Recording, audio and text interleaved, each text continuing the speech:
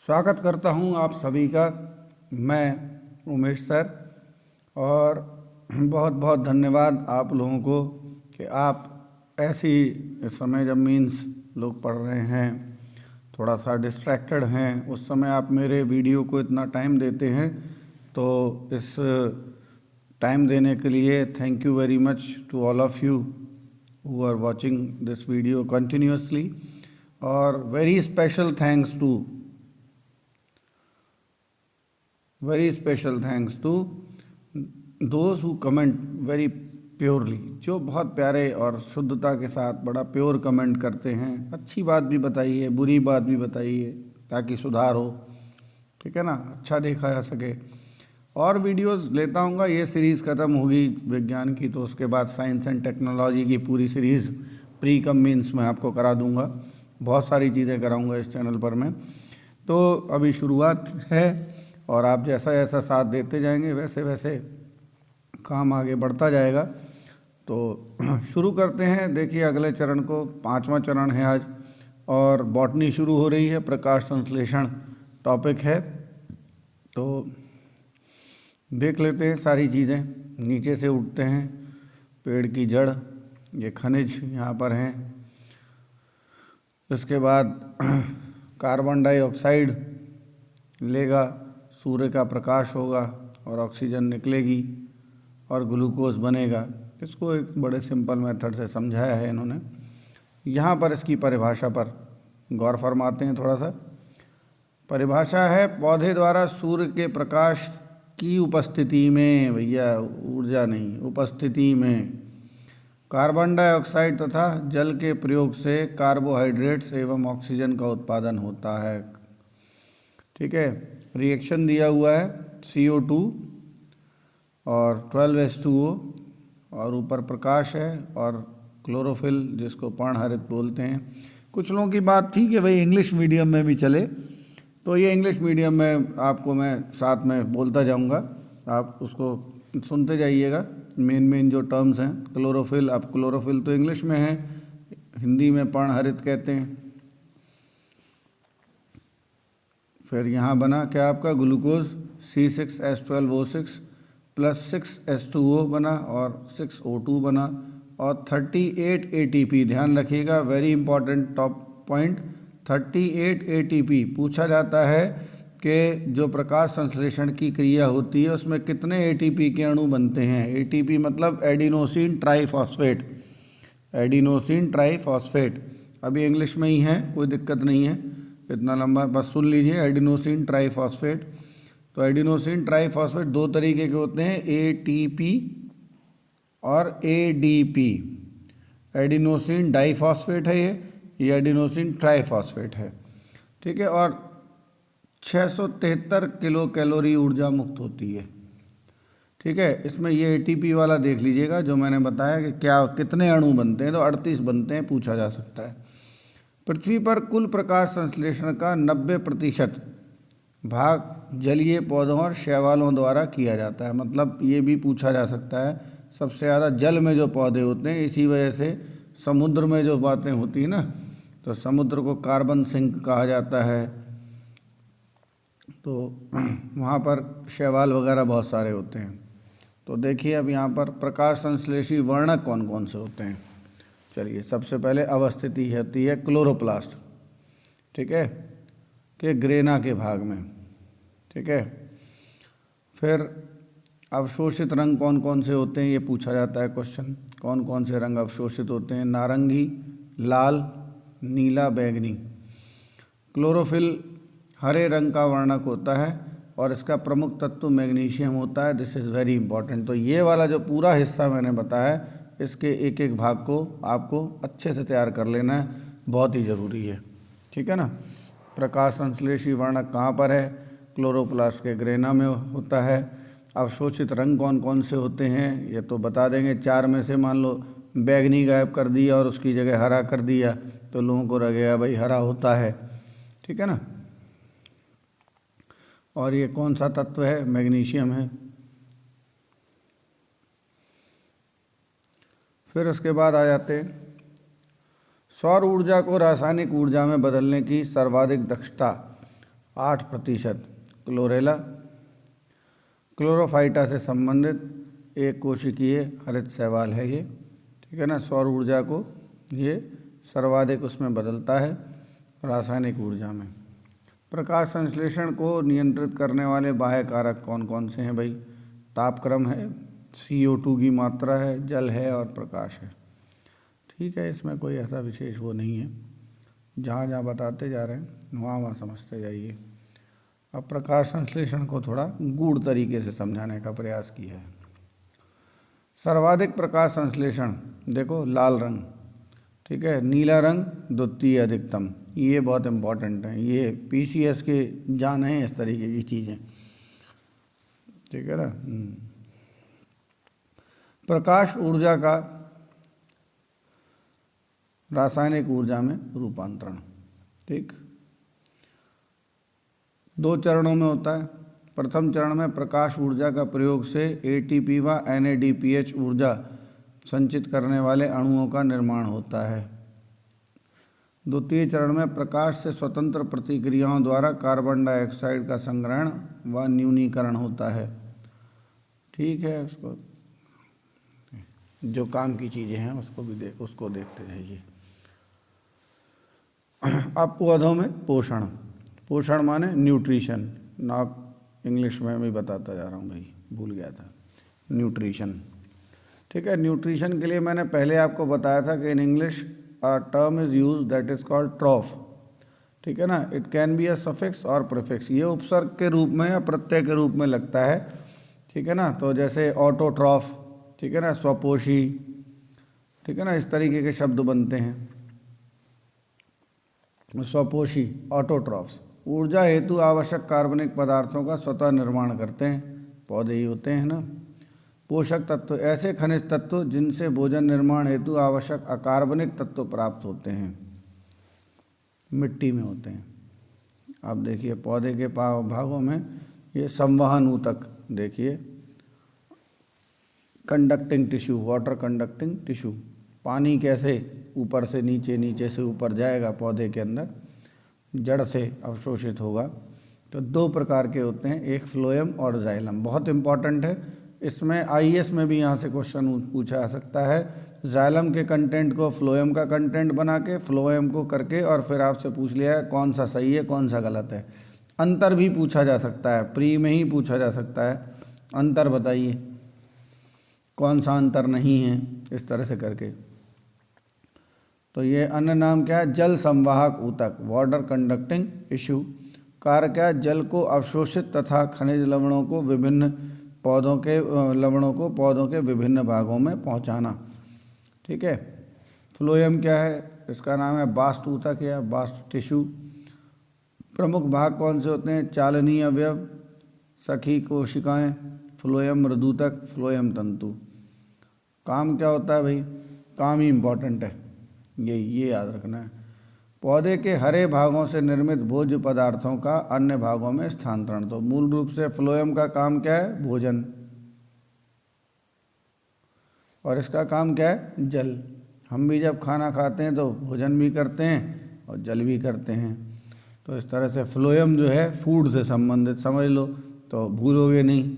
Phloem, फा और food, बस इससे याद रखना। तो बस अब बचा कौन सा? जल।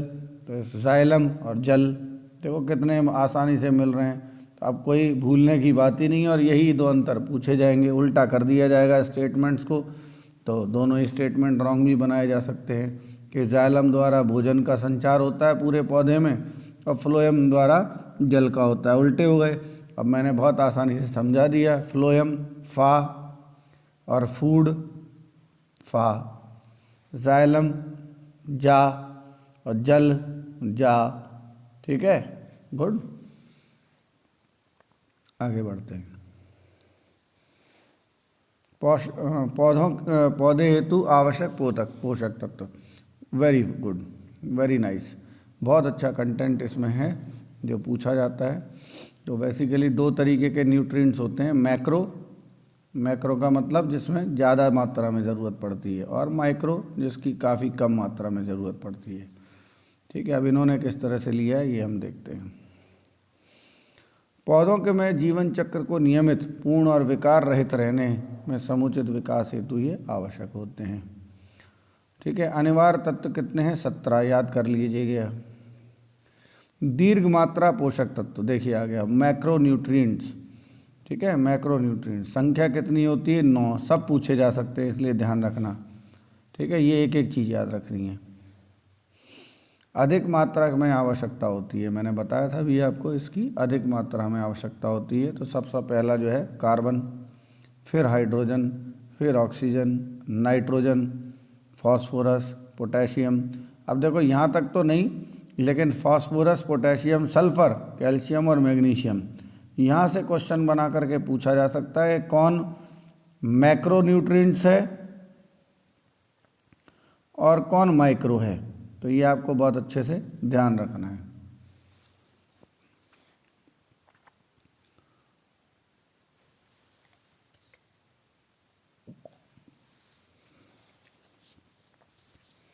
अब देखिए सूक्ष्म पोषक तत्व या लघु मात्रा पोषक तत्व माइक्रोन्यूट्रिएंट्स, ये होते हैं 8, कुल 17 होते हैं, उसमें से 9 वो 8 ही।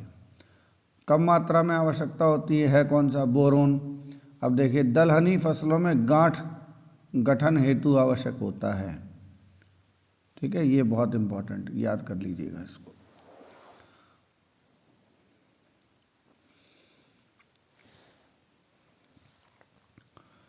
इसके बाद देखिए आपका क्लोरीन, लोह, मॉलिब्डेनम, जिंक, निकल, मैग्नीज और तांबा। बीच में अलग से एक दे दिया है इन्होंने अमरबेल के बारे में, कसकोटा। पूर्ण स्तंभ परजीवी है ये, टोटल स्टेम पैरासाइट, मतलब इसमें स्टेम होती है। आवर्त बीजीय, यानी इसका आवर्त बीज जो है वो एक ढका हुआ होता है, बता चुका था मैं जब 5 किंगडम क्लासिफिकेशन पढ़ाया था। तना पतला, दुर्बल और पीले रंग का होता है। पोषक के चारों ओर लिपटकर परजीवी मूल द्वारा भोजन, खनिज और सबको प्राप्त करता है। पता नहीं बीच में क्यों डाल दिया फालतू में। पादप हार्मोन इम्पॉर्टेंट क्वेश्चन आता है भाई।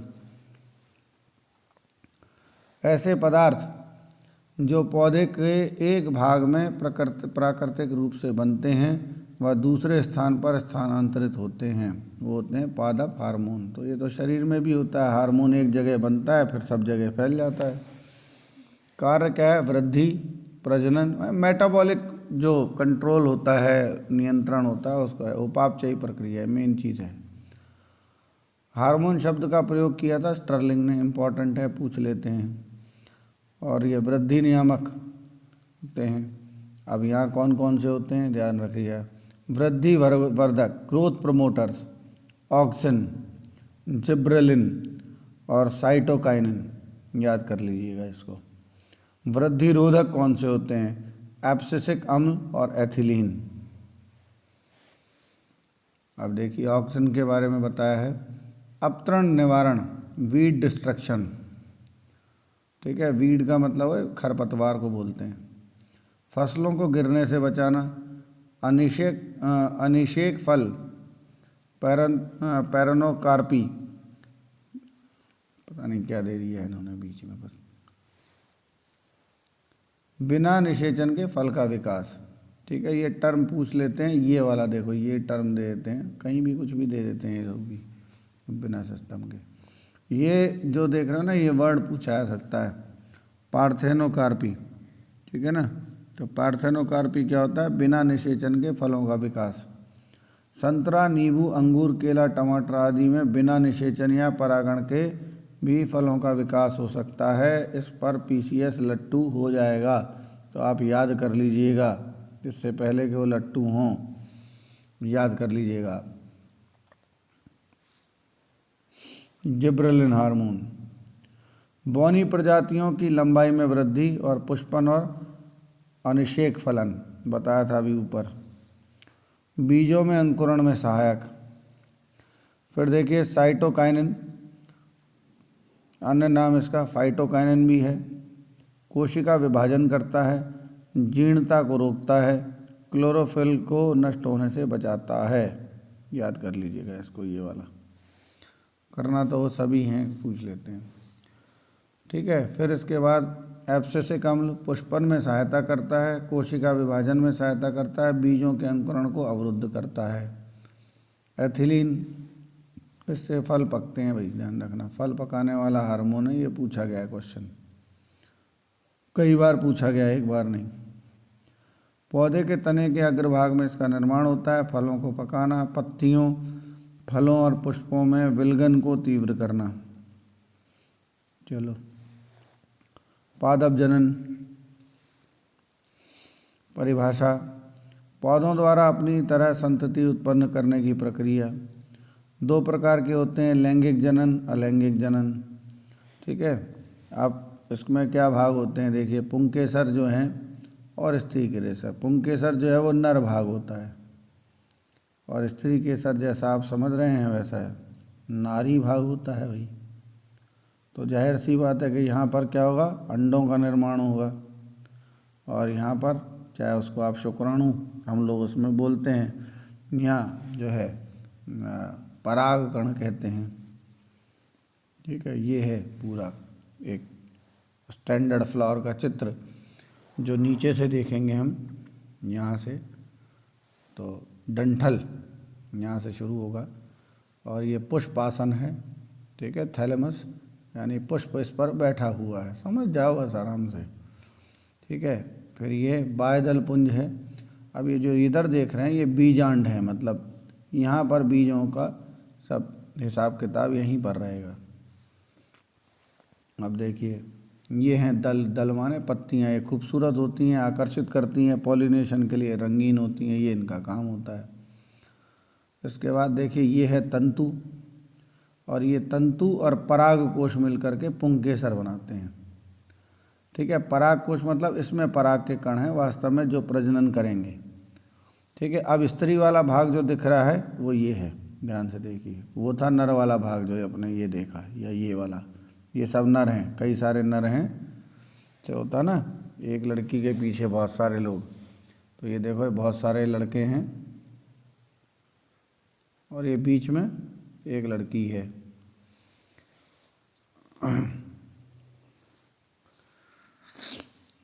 हाँ, ये इसी तरह से है बायोलॉजी में, तो भाई एक ही, ये तो मतलब दोनों प्रकार के लिंग एक ही पुष्प में हैं, और ऐसे पुष्प भी होते हैं जिसमें अलग अलग लिंग भी होते हैं, मतलब नर वाला भाग अलग होगा और स्त्री वाला भाग अलग होगा। तो ये देखिए वर्तिका, ये ऊपर वाला हिस्सा स्टिग्मा, फिर ये बीच वाला हिस्सा वर्तिका, ये वर्तिकाग्र, आग्र माने आगे, ये पूरा स्त्री केसर वाला भाग है, और फिर ये है अंडाशय, यहाँ पर अंडों का निर्माण होगा। तो कॉन्सेप्ट आपको अच्छे से समझ में आ गया होगा। ठीक है, कॉन्सेप्ट समझने का ही मामला है यहाँ पर, बाकी क्वेश्चन अभी यहाँ से ऐसा कोई नहीं बनता है, लेकिन समझना जरूरी है। परागण, पॉलिनेशन इम्पॉर्टेंट है, काफ़ी कुछ पूछा जाता है। पराग कणों का परागकोश से वर्तिकाग्र पर पहुंचने की क्रिया, वर्तिकाग्र पर पहुंचने की प्रक्रिया। तो देखिए साहब कैसे होती है, फिर से वहीं आएंगे। मान लीजिए यहाँ पर परागकण थे, ये परागकोश है, यहाँ का परागकण अगर यहाँ पहुँच गया तो फिर ये जाकर के अंदर अंडों से मिल जाएगा, और अंडे से मिलने के बाद फिर इसमें बीज का निर्माण होना शुरू कर होगा, और अंततः ये फूल जो है, ध्यान रखिएगा, ये फल, कॉन्सेप्ट समझा रहा हूँ, फल या फली में बदल जाएगा, फल या फली, ध्यान से सुनिएगा। अब देखो ये क्यों होते हैं, ये कुदरत का एक नज़ारा है प्रजनन का, ताकि अपनी जाति को आगे बढ़ाया जा सके। तो ये अपनी जाति को इसी प्रकार आगे बढ़ाते हैं। अब कायदे से तो अगर मनुष्य ये सब चीज़ें खाता नहीं होता तो फली हो या फल हो, अंततः सड़ करके या टूट करके नीचे गिर जाता, उसमें से जो बीज हैं वो ज़मीन में आते, और ज़मीन में जाने के बाद एक नए पौधे का निर्माण करते। तो जब मनुष्य नहीं था तो पेड़ पौधे इसी तरह से पनपते थे। फिर मनुष्य ने जब फलों को खाना शुरू कर दिया तो भी यही स्थिति होती है कि हम लोग बीज वाले हिस्से को छोड़ देते हैं। कुदरत ने भी बड़ी सही चीज़ें सेट की हैं। हाँ, अब फलियों में क्या है, मटर आप खा जाते हो, मटर के अंदर जो बीज रहते हैं उसको आप खा लेते हो। इसी तरह से सरसों की फली होती है, उसमें से आप सरसों को निकाल लेते हो और उसका तेल पेर लेते हो। तो अब उसके लिए हमने व्यवस्था क्या कर ली है कि बीज अलग से मिलता है किसान को, बीज के लिए चीज़ें बचा ली जाती हैं। तो फल और फली का मतलब आप समझ गए होंगे, और फल और फली बनने का जो कारण है वो बेसिकली क्या है, प्रजनन ही है, जिसको हम लोग पढ़ रहे हैं रिप्रोडक्शन। तो ये जब यहाँ पहुँचेगा तो पॉलिनेशन होगा। ये दो प्रकार का होता है, स्वपरागण परागण और परपरागण, मतलब खुद से हो जाए तो स्वपरागण, ठीक है ना, और दूसरे किसी माध्यम से हो, जैसे कि कोई तितली हुई और वो बैठ गई और उसके बाद उसके माध्यम से परागकण फिर वर्तिकाग्र पर पहुंच गया, तो ये दूसरे तरह से हुआ।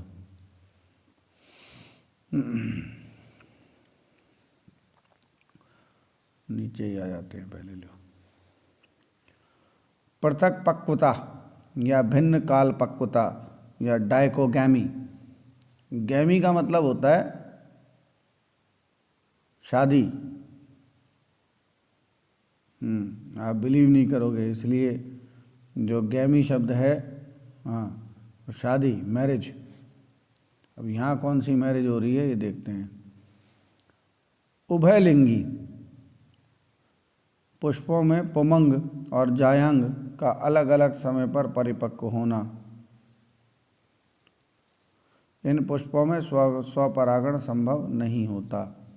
दो प्रकार के होते हैं, पूर्व पुंप पक्वता प्रोटेंडरी, परागकोश का अंडाशय से पहले परिपक्व होना, और पूर्व स्त्री पक्वता यानी अंडाशय का परागकोश से पहले परिपक्व होना। कुल मिलाकर के बात समझ लीजिए कि ऐसे पुष्पों में बड़े आराम से समझ लेते हैं कि जैसे ये है फूल, अब इसका स्त्री भाग पहले विकसित हो गया, ठीक है, जैसा उसमें दिखाया था, और जो नर भाग था वो विकसित नहीं हो पाया अभी। और कभी कैसा हुआ कि फूल में नर भाग पहले विकसित हो गया, स्त्री भाग बाद में विकसित हुआ। तो ये है, ऐसा इसमें दिखाया गया है। पृथक पक्वता, पृथक का मतलब ये अलग अलग, और पक्वता का मतलब पकना। तो स्त्री और पुरुष के जो भाग हैं वो अलग अलग समय पर पक रहे हैं, बस ये है कॉन्सेप्ट, कुछ उसमें ज़्यादा वो नहीं है। ऐसा क्वेश्चन बॉटनी में इतना कठिन बना है, ये मुश्किल है। मैं तो समझा दे रहा हूँ, मुझे कोई समस्या नहीं है।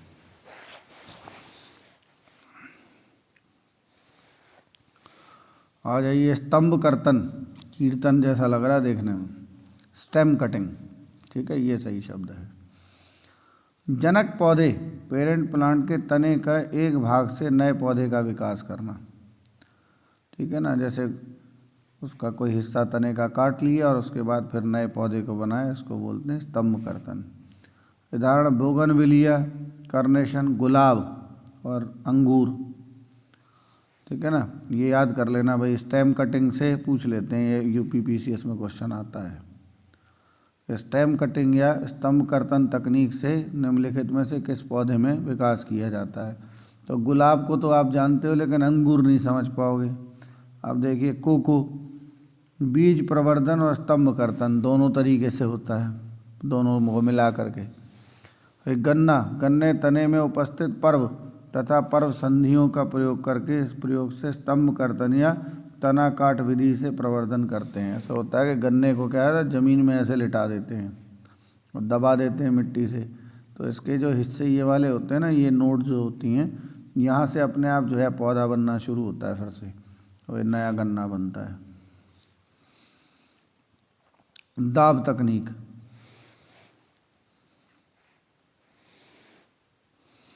दाब तकनीक, पौधे की तना शाखा को दबाकर, पौधे की तना शाखा को दबाकर, तने वाली शाखा को देखो नीचे दबा दी है ना, ये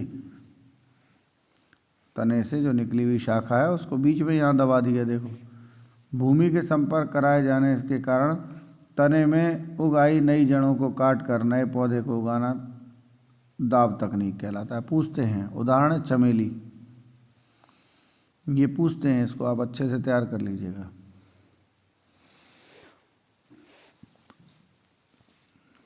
अब देखिए इसके बताया हुआ है पारंपरिक विधियां हैं पौधा उगाने की, तो ये पूछ लेते हैं कौन कौन सी हैं। स्तंभ कर्तन या तना काट, स्टेम कटिंग, दाब लगाना, लेयरिंग, कलम बांधना, ग्राफ्टिंग, ये सब पूछा जाता है।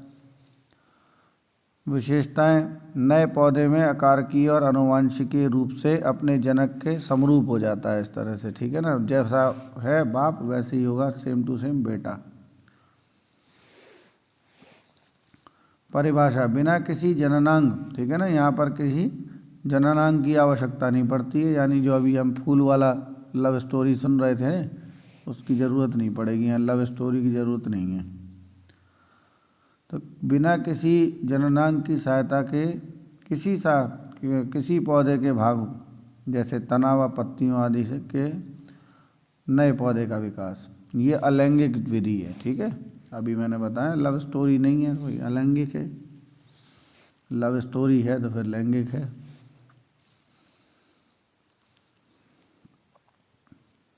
कायिक प्रवर्धन, वेजिटेटिव प्रोपोगेशन,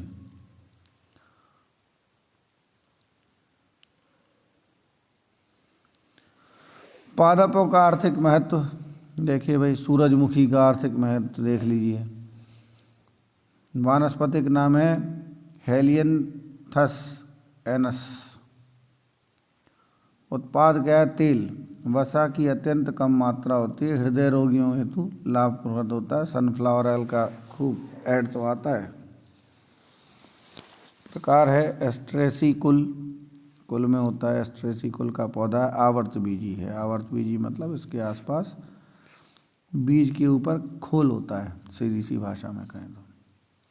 अब देखिए सुगंधित तेलों के बारे में, अब देखो लौंग है, साइजीजियम एरोमाटिकम, फिर है पेपरमेंट, मेंथा पेपरेटिका। अब ये मेंथा पेपरेटिका तो सभी में डलता है, जहाँ भी आप ठंडापन के लिए, ताजगी के लिए डाला जाता है। इसकी मैं आपको एक कहानी बताता हूँ बहुत अच्छी। बहुत समय पहले टूथब्रश ही नहीं करते थे लोग बाग, मंजन टूथब्रश नहीं करते थे, दातुन वातुन करते थे। तो अमेरिकन एक कंपनी थी जिसका नाम था पेप्सोडेंट, आपने ऐड तो देखा ही होगा। तो पेप्सोडेंट वालों ने पहली बार टूथपेस्ट बनाया था। तो टूथपेस्ट उन्होंने ऐड वगैरह करना शुरू किया, कुछ थोड़ा बहुत कभी कभार लोगों ने किया, फिर छोड़ दिया। तो इन्होंने एक इसमें दिमाग लगाया और इन्होंने इसमें पेपरमिंट डाल दिया, यही मेंथा जिसको बोलते हैं या सामान्य भाषा में।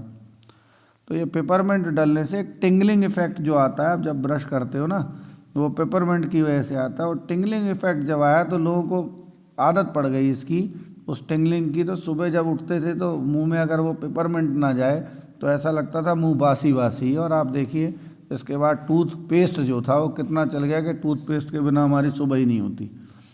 बाकी सर दर्द के बाम में, विक्स में, खाने वाली माउथ फ्रेशनर्स में, सब में पेपरमिंट यूज़ होता है।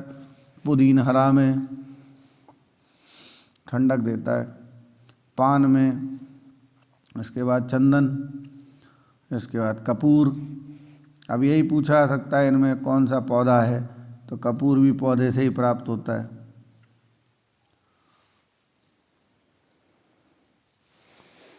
अब देखो साहब, नीम,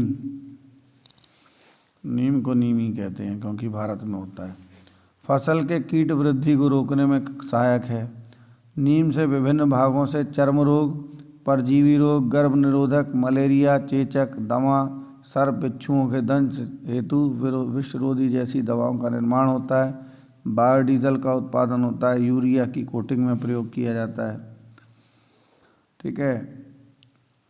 कीटनाशक है, कवकनाशक है, मच्छरों को विकर्षकों के रूप में, मस्कीटो रेपिलेंट के रूप में यूज़ होता है। अब चलिए आ जाते हैं बायोडीजल पर, बड़ा इम्पोर्टेंट है। बायोडीजल का ज़माना है। मुख्य रासायनिक घटक क्या होते हैं इसके?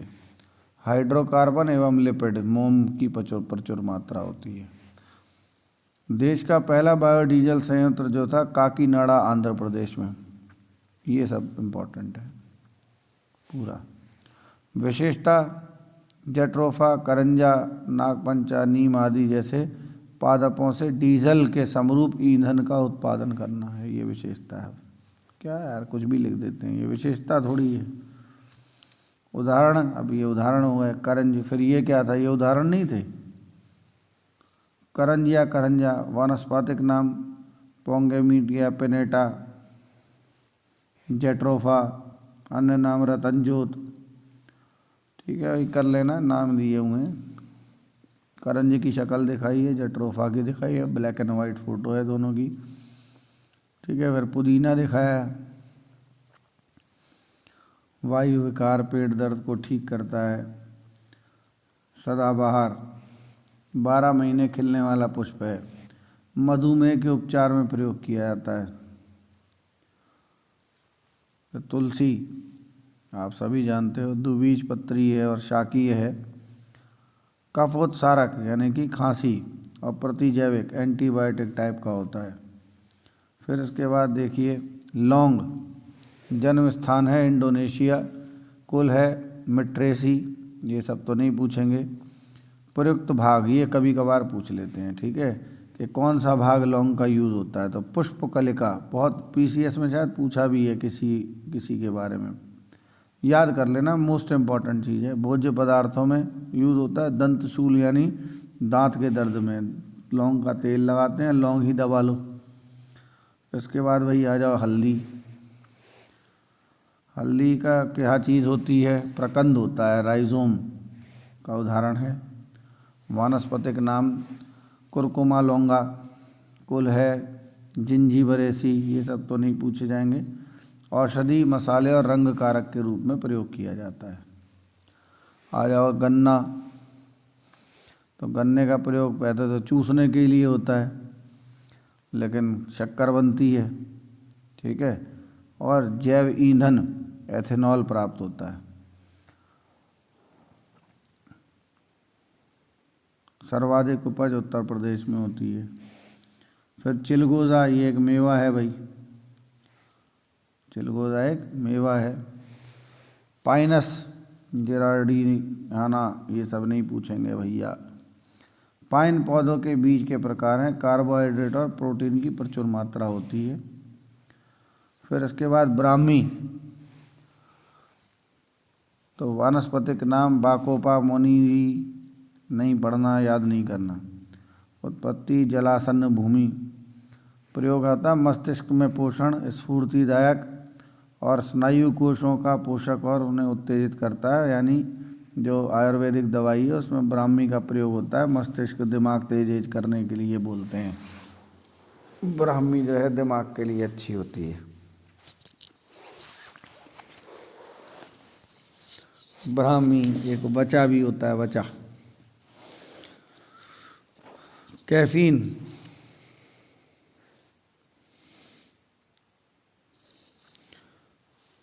कैफीन प्रभाव मन स्फूर्तिदायक होता है भाई, मस्तिष्क को प्रभावकारी उत्तेजक औषधि है।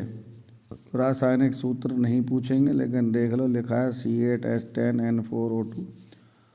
ठीक है, बनता क्या है, चाय में होता है, बनता नहीं, चाय में होता है, कॉफ़ी में होता है और कोको में होता है, और कोको से ही कोको कोला बनता है। ठीक है, और आप देखेंगे थम्स अप और ये सब इसमें लिखा हुआ आता है, नीचे देखेंगे बोतल में तो लिखेंगे कैफ़ीन है, होता है कंटेंट्स कैफ़ीन, इसलिए एकदम से इनको पी करके उत्तेजना आ जाती है। थम्स अप सबसे ज़्यादा होता है थम्स अप में, इसलिए वो जो है क्या नाम से उसके लिए यूज़ होता है। फिर आ गया था पुदीना।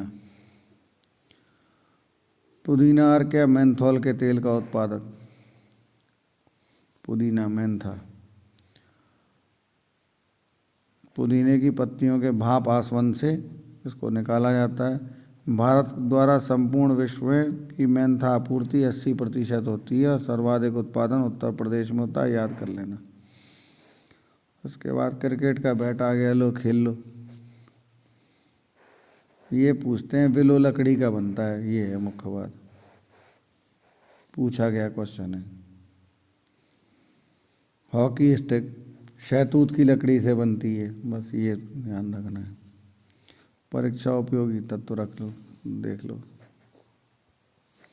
समुद्री खरपतवार का प्रमुख स्रोत है आयोडीन के।